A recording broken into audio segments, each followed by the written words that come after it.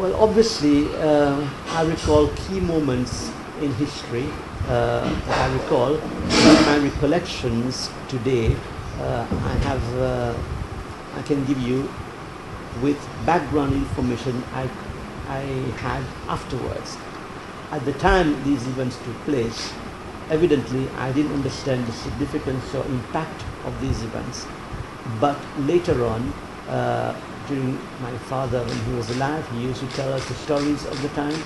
I read about it subsequently. I've read what articles people have written on newspapers, in books. And then, having come to Maldives since '89, I've had about 7 or 8 visits, and talking to people who were aware of what happened, and elderly people, I've been able to assemble, if you want, a kind of what happened, a tapestry of what happened. That is my recollection. Now, my personal recollections, the earliest I can recall is around 1959, when I was only about 5 years old. You ask yourself, how can I recall something 5 years old? But it had a significance because it was the first time I was driven in a large lorry. And therefore that, obviously as a child, that memory remained with me. And I remember before I was driven away in that big lorry, we were taking over things over the wall of Finifemage, which was my father's house. People were taking things over the wall to safety, because apparently there was and that I learned subsequently, there was a threat to the house. Why?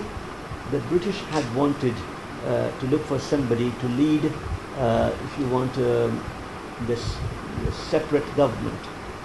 And they had, either themselves or with the help of some other people, identified my father as a potential leader of this breakaway Saudi Republic. And they asked my father to lead. My father at first refused, because I think he was in a civil service job of some kind, and he knew the consequences, and he said no. When he said no, of course the British authorities or their agents made it known to the public in Addu that Abdullah Afeef was actually refusing to be the leader. And at this point, I think there was some trouble instigated, and there was a threat that if he did not accept, the crowd that had assembled in front of the house would burn the house, and hence the moving of whatever was essential from the house over the wall, etc. And at that point, I was standing outside the house. I remember that event, that moment, if you want, encapsulated in my memory. The other moment I recall from that particular era was the day the flag of the new republic, so to speak, was hoisted. And I recall the evening before, there were a lot of preparations to show the coat that my father was to wear on the day. I recall it was something green with kind of yellow gold edge to it. And I recall the ceremony, which was because I was one of those present there as a small child. And again, I think that must have given me my love for flags. When the flag was hoisted, I was present. Those are the two key moments that I recall from the past, way back when I was about 5 years old. Then, of course, the rest, I recall going to school in Hitadu. It was a school called Malbutu Sada English School. It had, I think, 3 or 4 classrooms, and I recall maybe I was there at school for about maybe a year or 2. And then I recall the day we left, in a couple of days before we left, when people were coming. What about the events that led to when you left? What about the events before that? The events before that, I was aware only that something had changed, and the flags had been changed, and that we were supposed to leave. and I don't know how it was announced to the public. I recall there was a public meeting to which I was not allowed to go. My father went to the meeting, and it was addressed by one of the new leaders of the island. What I recall was rather anecdotal. I used to love playing flags when I was young. And within Finfemage, there was a little private little flagpole for me. It was not an official flagpole, and I used to hoist flags and pull them down in the evening, etc. Is that the day you left? No. Just before I left, this happened. That was when the change happened. I'm telling you that little bit because. So that's when the meeting and the new leadership. Yeah, that was must have been around the 23rd, between the 23rd and the 28th of September '63. When the flag was pulled down, the official flag at the government office was pulled down. I wasn't aware of it, and what I recall was I had my own little flag and I was hoisting it every time. And somebody had removed my flag. When I went to the garden, I see my flag is no longer there. And as a young child, being very cross that my flag had been pulled down, I went and promptly got it and put it up. Somebody put it down again. And I thought maybe somebody doesn't like this flag. So I went and got another flag. It happened to be a little British flag. But I wasn't aware that it was a British flag. Much later I realized what it was. It had, I recall the colors and I hoisted that again. And this time it was pulled down, and then my father called me and said, "Don't put any flags up now. It is not good for you to put flags." He didn't explain more than that. He just said, "Don't do it." Okay. Dad says, "Don't do it." So I stopped it. That was in between. Then I recall after Friday prayers on that day, so that we were talking of 27th of September, people started trooping into the house to say farewell to my father. And he would sit in the large hall at the entrance to the house, and he greeted loads and loads of people went by. And then the other thing we knew was that we were about to leave to go somewhere, not quite true. Is he explain anything regarding the problem there? Yes, he explained, later on, much later on. Not at that time. What about Not at that that day? That Did day he he didn't. explain the change in the situation? No, he didn't. I wouldn't have understood. And you were unaware by you leaving from the country? No, we knew there was some problem. Okay, and if you ask the people who recall the history of the time, there were moments, for example, that people in Addu would suddenly, or Hitadu at least, would suddenly be very fidgety because there would be a rumor the enemy is coming. Okay, the enemy is coming, and sometimes the RAF planes overflew the island, and we would think, and there were rumors, like I recall once we were at school, we would all be called back to school to sit down and read Quran, and we were told something like they might pour hot water on us, or little incidents like that. But I mean, I don't think they would have poured hot water. But these were the sort of things I recall as a child being told, and not by my father, but people talking. They would pour hot water, and there was a price on my father's head at the time. I don't recall the exact amount, but so we knew somehow we had enemies. That much as I realized. So when we had to leave, we thought, I thought, well, somehow Bappa is leaving the island to go maybe to Gan. Okay, we were not told we were going to another different country. So we went to Gan, and there were a few suitcases. My mom, my dad, and as a family, it was mom and dad plus 3 children. I was the eldest child. I had a second brother, Muhammad, and then a third brother, Hussein.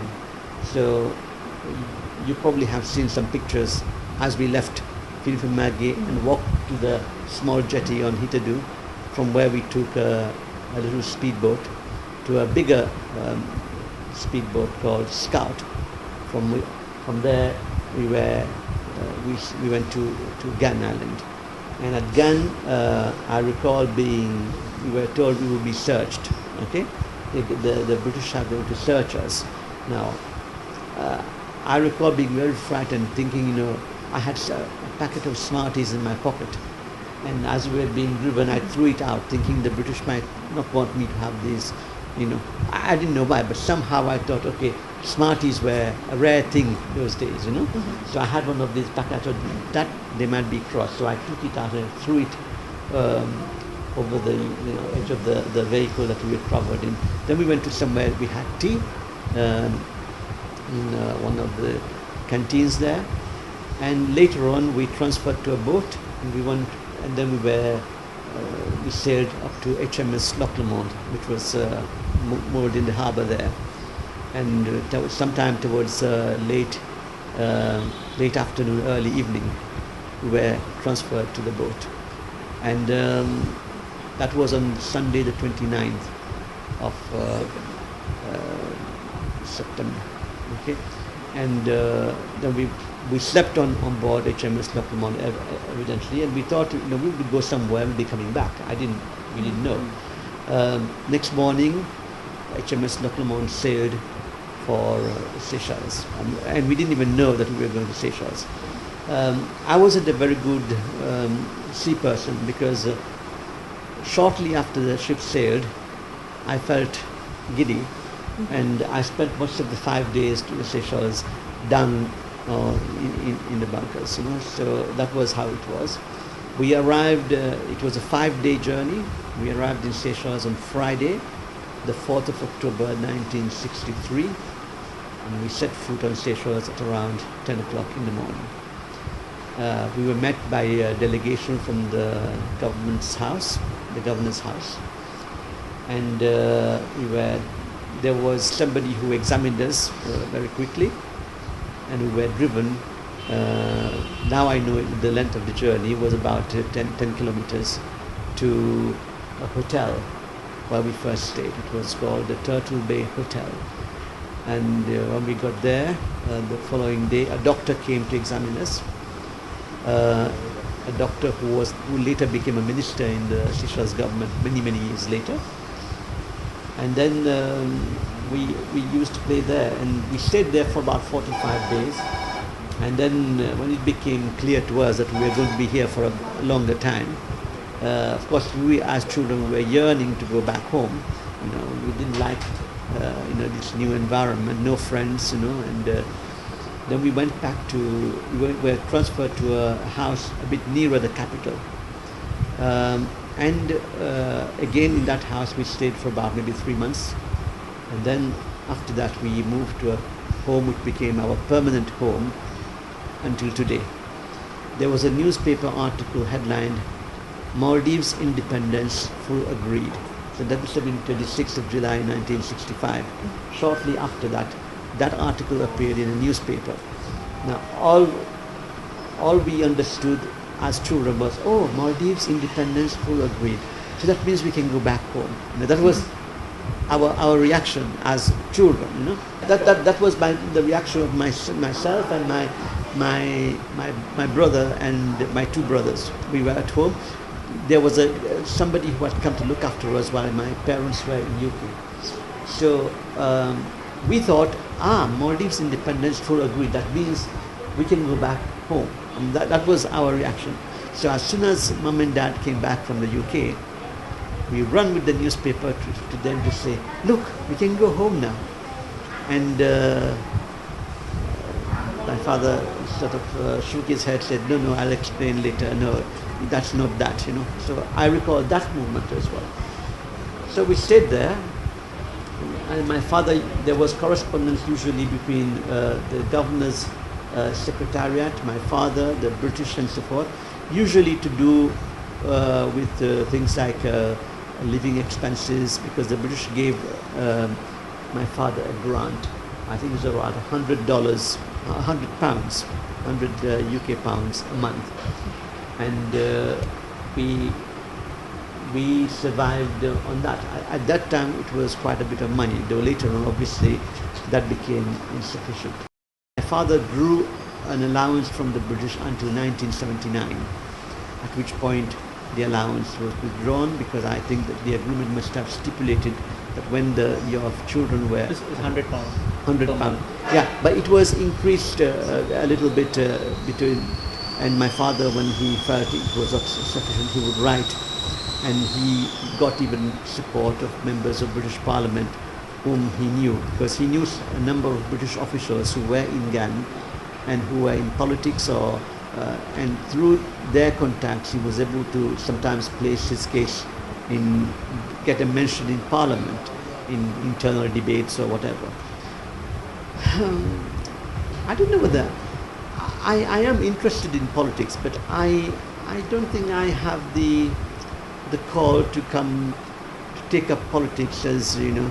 Politics sometimes is dirty, and you know, if you have got a job, and you know, I don't think the thought occurred to any of us to be. But mind you, sometimes the jobs we are doing, I mean, there's an element of politics involved, although you ask for the apolitical. I mean, for example, if you are the CEO of the Broadcasting Corporation, you can imagine the political pressures that come on you from all sides, you know, and of course that is there. But I have never contemplated taking up politics. When I left school, I had three career choices which I toyed around with. One was to become a librarian, okay, because I loved the library. Another one was to become a lawyer or a teacher, and then journalism was something I enjoyed, because I used to edit the school paper, and my father used to listen to the BBC a lot, and you know, for example, when the BBC News was on, it was hushed, silence in the house. You know, he would listen to news, and that was something he did even when he was back in Maldives in the old days. He used to have his what we used to call the wireless set, and he would sit there and listen to the news. And I used to wonder, because he used to have his dictionary handy, and occasionally he would flick through a dictionary, and I used to ask him, Papa, is every word that this man says in this book? You know, because he used to go through the thing. So listening to the BBC hearing from a very early age, and then after becoming interested in it, that gave me an interest in journalism, but not politics per se. And none of us has been inclined in that direction. You know, I think we prefer our civil servant jobs, and if we love doing what we are doing, we are quite okay. Came back for the first time in '89. That was 26 years after we left. And I recall the time we wrote to the government in Mali for permission to come. There was no objection. We came, and I had the idea that we were going to be, my father was maybe not welcomed by the general population in a sense, because I said, having heard what he had said, I said, but okay, I've heard Dad's side of the story, okay? Father's side of the story, but every coin has two sides. You know? So now I thought, look, if you had to leave, okay, whatever the circumstances, maybe you must have enemies, and particularly in Mali, because we came by flight from Singapore, and so I was very, very nervous on the very first night. We arrived around midnight something, and when we got to Mali jetty by boat, I was really tense, because I said anything could happen. But then we also saw lights. Okay, I realized they were television lights, and I thought to myself, oh gosh, what is going to happen now? You know? But when we landed, it was not a hostile crowd at all. It was a very friendly crowd, and but even then I was still not very completely relaxed until we got to the hotel. It was next morning when I saw people coming to greet him. I realized, well, after all, he doesn't seem to have many enemies yet. We haven't seen. And even when we got to Agdu, you know, I thought, okay, we're now going to the place where he came from. And I thought maybe problems be there, because you see, the impression we had at the time was that Agdu development was slowed down by the government because of the events of 1959 to 1963. So because the developments were slowed down in Addu, therefore the people of Addu would feel furious and about those events, and would tend to blame my father, because it's because of you that today the government does not always look with a favorable eye at the people of Addu. And I used to be told stories of, around every election, people of Addu are promised X, Y, Z, but once the elections are over, everybody forgets about what was promised. I mean, these were, I'm not saying these are facts, but these are things that people have told us. But even when we got to Addu, I was pleasantly surprised and extremely relieved to find that there was, my father was not treated like an enemy. He was like a friend, and people, I have not seen a single person who had a bad word to say. In my conversations subsequently, I have come across people who had a different view, which I appreciate, which also helps you to understand the situation. Not everybody was 100% in agreement with the break with the central government. And there are very learned people there who have told me their versions of things, why it should have been different, what could have been, and so basically it's the education experience. And I'm flattered by the fact that you are interviewing me, but some of this has to do with the fact it was the Addu affair. Although I had personally no input into this, I can only relate to you second hand or third hand what has happened. So it does mean that there is some kind of interest in what happened in those days. And the people of Addu, even today, a lot of them, when I was there, I was there for 3 weeks before coming here for the last week before we traveled back to Mali. I cannot say I have had any hostile reception. In fact, people come up to me, greet me and say, I knew your father, and they had good things to say. So that was comforting, and now I'm more proud of my father than ever, because I feel he has done something. Maybe there are people who don't agree, but you can't get people to agree on everything. But what matters to me is that I know in Addu, at least in Hitadu, which is the island from where I come, there seems to be a kind of unanimous approval, and my father is held in good esteem, I would say. So, I'm pleased about it. He never talked much about it, but we could see he was very emotional. He was very emotional. I recall when he went to Philippe Maggie, he wanted me to take measurements of the floor and places, because I think what he was trying to tell me was, you must repair the house. Mm-hmm. But he didn't talk a lot after that.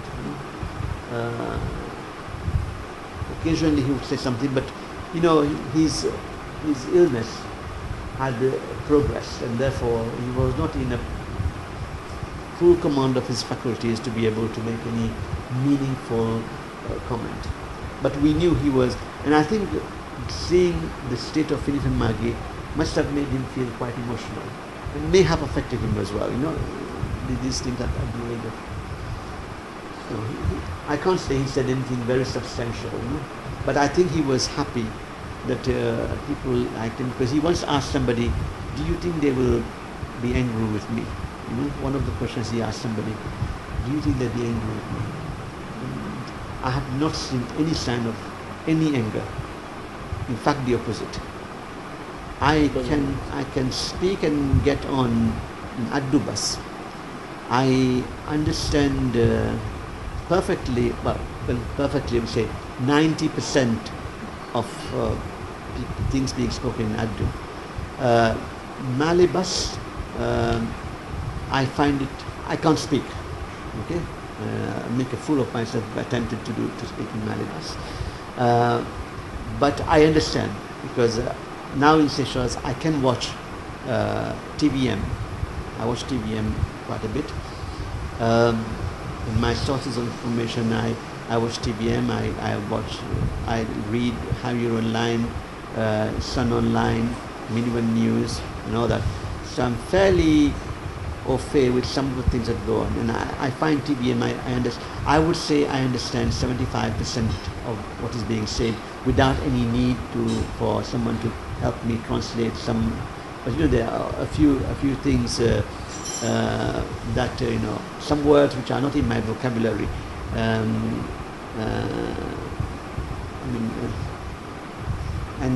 Somebody would have to prompt me on what is the meaning of that. I forget the word, but it was at the tip of my tongue. A safe, for example. What's the word for a safe? You store your jewelry and your money in a Tijori. tijuri. I mean, I heard that word the other day. I said, what was that? Tijuri. That's right. So there are words like that which I'm not familiar with. Now, in Seychelles, most of the time among ourselves we speak in English. In Seychelles, you speak English, Creole, and French. If you look at Creole, Creole is what is adubas to Maliba. French is the Malibas, if you want. Adubas is Creole, and then that's the main language. It's not quite same parallel, but but the Creole language is the main language. English is the second language, and French is the third language. So I can speak all those three languages, and I would say I have quite a good understanding of. Although I can't myself speak the language, I have quite a good understanding of what goes on, and I have followed the political events in Maldives with a great interest, although no desire at all to be involved. But I have followed them with interest. Sometimes perplexed at the way things happen here. There are things which I find unusual, to say the least. But that is the custom, that is the culture. Maybe there's a reason for it. But as an observer, that's an interesting way of operating. That's it. But I don't want to pronounce myself on any political cause. Don't want to get into any further trouble. Okay. What's your age now? Sorry? What's your age now? On the 11th of February, I'll be 60 years old. I was born on Thursday, the 11th of February, 1954, at 4:15 in the morning, in Hitadu. And that is authentic. My grandfather recorded that. And when I first came to Seychelles in 1989, I went to look at the actual record, because those days these things were not kept. But my grandfather was a kind of public scribe and a scholar of some kind, and he used to record all these things. And that was when my birthday, when we went to Seychelles, was recorded as April 1954. I don't know how that, but when I came here, I saw the actual date, and since then it was corrected. So I'll be 60 next week, or in 2 weeks' time.